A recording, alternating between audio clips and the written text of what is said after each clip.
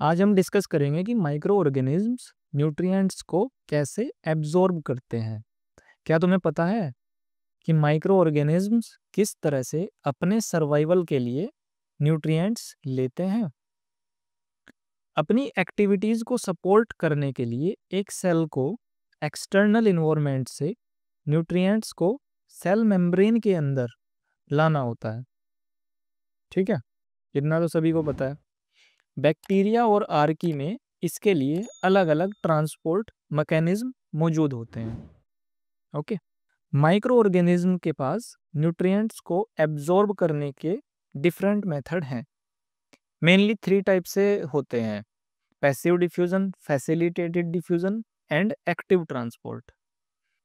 Hello everyone, I am Deepak and today I will discuss with you nutrients uptake by microorganisms. Short intro के बाद start करते हैं। Okay, let get started.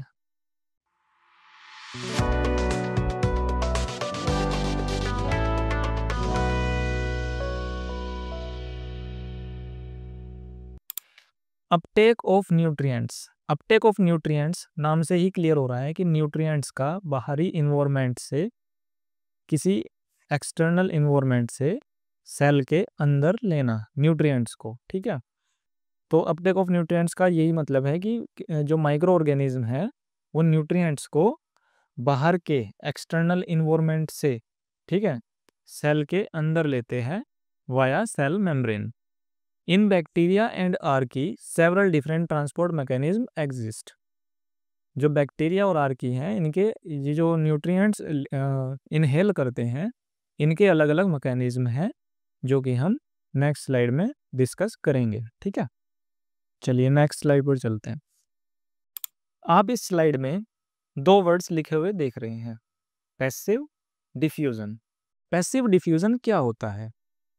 Passive diffusion का मतलब होता है molecules को एक एरिया से दूसरे एरिया में मूव करना बिना किसी एक्स्ट्रा एनर्जी के।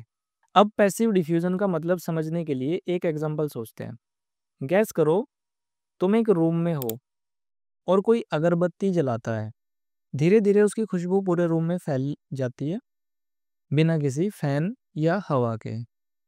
ठीक है, ये होता है पैसिव डिफ्यूजन और इसमें सेल का सेमी परमिएबल मेम्ब्रेन काफ़ी इंपॉर्टेंट रोल प्ले करता है।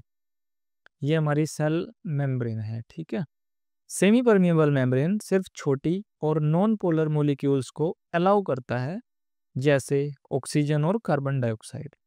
ये एक नेचुरल प्रोसेस है जो कंसंट्रेशन ग्रेडियंट के बेसिस पर होता है। जैसे ऑक्सीजन ब्लड से सेल के अंदर जाता है और कार्बन डाइऑक्साइड सेल से बाहर निकलता है। ये दोनों पैसिव डिफ्यूजन के एग्जाम्पल हैं। एक क्वेश्चन आता है यहाँ पर, अगर कोई बड़ा मॉलिक्यूल हो या चार्ज्ड पार्टिकल हो तो क्या होगा? जैसे यहाँ पर छोटे छोटे मॉलिक्यूल हैं, अगर इनकी जगह कोई बड़ा मॉलिक्यूल हो और या फिर चार्ज्ड पार्टिकल हो तो फिर वो कैसे सेल के अंदर जाएगा?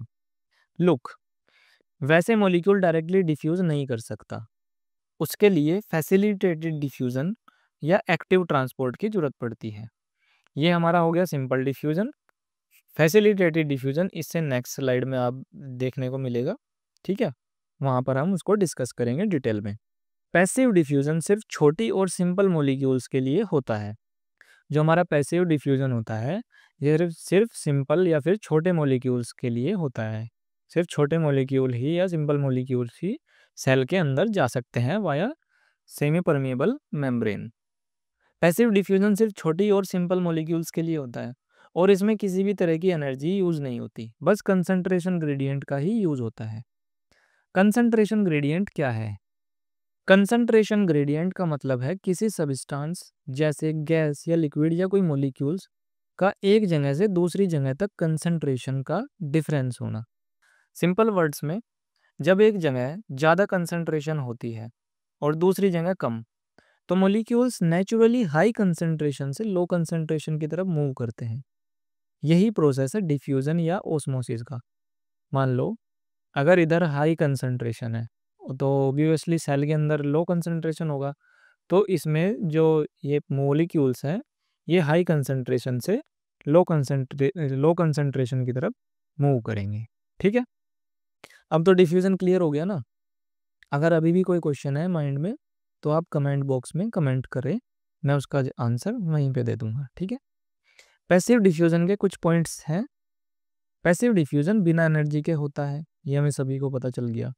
हाई कंसेंट्रेशन से लो कंसेंट्रेशन की तरफ मूवमेंट होती है, ये भी हमें पता चल गया। लंग्स, सेल और परफ्यूम जैसे ये डेली के एग्जाम्पल हैं, जो लाइव एग्जाम्पल है। टेम्परेचर और कंसेंट्रेशन डिफरेंस से स्पीड चेंज होती है। नेक्स्ट आता है फैसिलिटेटेड डिफ्यूजन।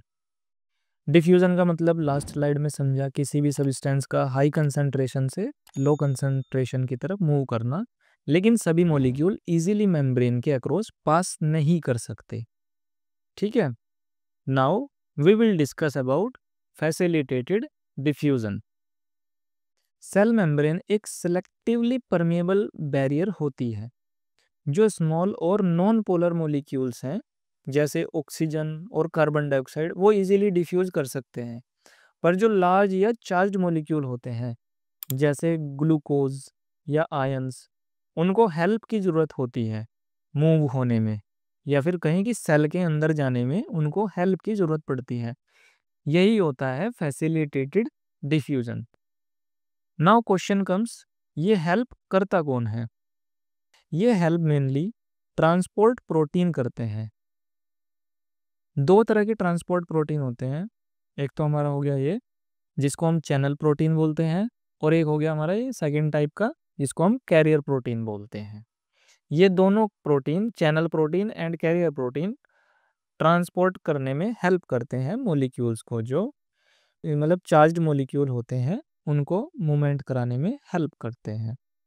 चैनल प्रोटीन एक टनल की तरह होते हैं। ये देखिए चैनल प्रोटीन है, ये टनल की तरह है, ठीक है।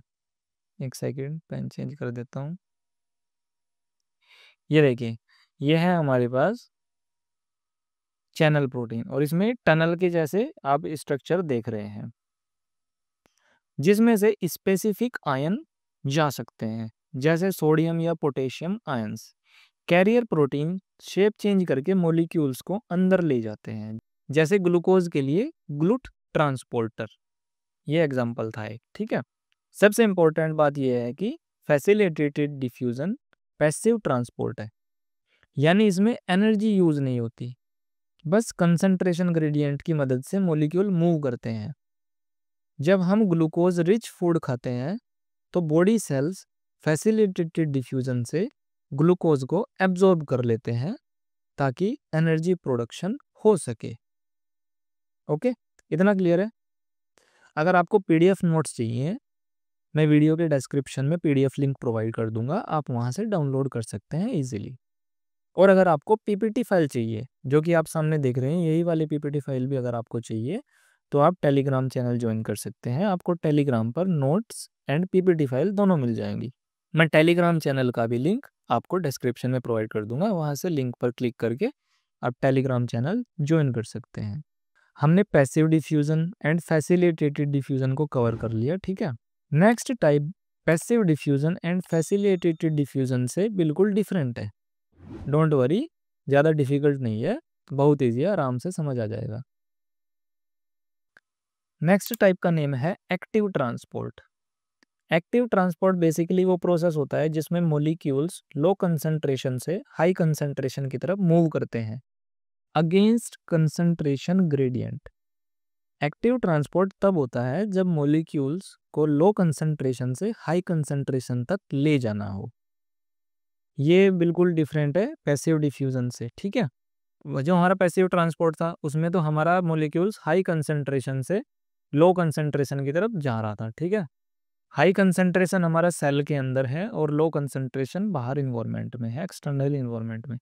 तो हमें लो कंसंट्रेशन से हाई कंसंट्रेशन की तरफ मॉलिक्यूल्स को ले जाना है। इसमें active transport major role play करता है। एक्टिव ट्रांसपोर्ट तब होता है जब मॉलिक्यूल्स को लो कंसंट्रेशन से हाई कंसंट्रेशन तक ले जाना हो, और अगर हम लो कंसंट्रेशन से हाई कंसंट्रेशन की तरफ किसी मॉलिक्यूल को ले जाएंगे तो जाहिर सी बात है किसी एनर्जी की जरूरत पड़ेगी, ठीक है, जिसको हम एटीपी बोलते हैं, एडिनोसिन ट्राइफॉस्फेट। अगर किसी कंसंट्रेशन को लो कंसंट्रेशन से हाई कंसंट्रेशन में ले जाना है तो वहाँ पर एटीपी एनर्जी यूज होती है। एक एग्जांपल है सोडियम पोटेशियम पंप, ये बहुत कॉमन एग्जांपल है। ये पंप सोडियम आयन को सेल के बाहर और पोटेशियम आयन को सेल के अंदर भेजने का काम करता है अगेंस्ट कंसंट्रेशन ग्रेडियंट। इस प्रोसेस में एटीपी यूज होता है, ठीक है। Now question comes, passive transport और एक्टिव ट्रांसपोर्ट में क्या डिफरेंस है। पैसिव ट्रांसपोर्ट में मॉलिक्यूल्स हाई कंसंट्रेशन से लो कंसंट्रेशन की तरफ मूव करते हैं, ये आपने जान लिया, ठीक है, बिना एटीपी यूज किए, जैसे डिफ्यूजन हो गया या ओस्मोसिस हो गया। एक्टिव ट्रांसपोर्ट इसका बिल्कुल अपोजिट है। एक्टिव ट्रांसपोर्ट में मॉलिक्यूल्स लो कंसंट्रेशन से हाई कंसंट्रेशन की तरफ जाते हैं और इसमें एटीपी की जरूरत पड़ती है। नाउ क्वेश्चन आल्सो कम्स, क्या प्लांट्स में भी एक्टिव ट्रांसपोर्ट होता है? इसका आंसर है यस। प्लांट्स में रूट हेयर सेल से मिनरल एब्जॉर्ब करते हैं इवन जब सोइल में मिनरल कंसंट्रेशन कम होता है। इस प्रोसेस में भी एटीपी यूज होती है। इसका रियल एग्जांपल और कहाँ मिल सकता है, चलिए देखते हैं। हमारी बॉडी में भी जैसे कि ग्लूकोज एब्जॉर्प्शन इन इंटेस्टाइन, जब ग्लूकोज कंसंट्रेशन इंटेस्टाइन में लो होता है तब भी सेल उसे एब्जॉर्ब करने के लिए एक्टिव ट्रांसपोर्ट का यूज करते हैं। नाउ क्वेश्चन आल्सो कम्स, अगर एटीपी ना हो तो क्या एक्टिव ट्रांसपोर्ट पॉसिबल होगा? इसका आंसर है नो, क्योंकि एटीपी एनर्जी प्रोवाइड करता है, बिना इसके मॉलिक्यूल मूव नहीं कर सकते against concentration gradient. Next slide पर चलते हैं। इतना क्लियर हो गया, एक्टिव ट्रांसपोर्ट क्लियर हो चुका है, ठीक है। नेक्स्ट स्लाइड पर चलते हैं। नेक्स्ट स्लाइड में आता है primary active transport. Primary active transport के बारे में पढ़ेंगे अब हम।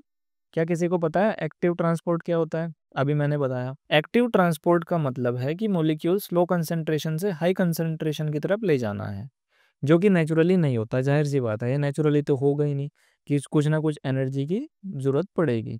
प्राइमरी एक्टिव ट्रांसपोर्ट में एटीपी का डायरेक्ट यूज होता है मॉलिक्यूल्स को पंप करने के लिए। एक इंपॉर्टेंट एग्जांपल है सोडियम पोटेशियम पंप, जो मैंने अभी बताया।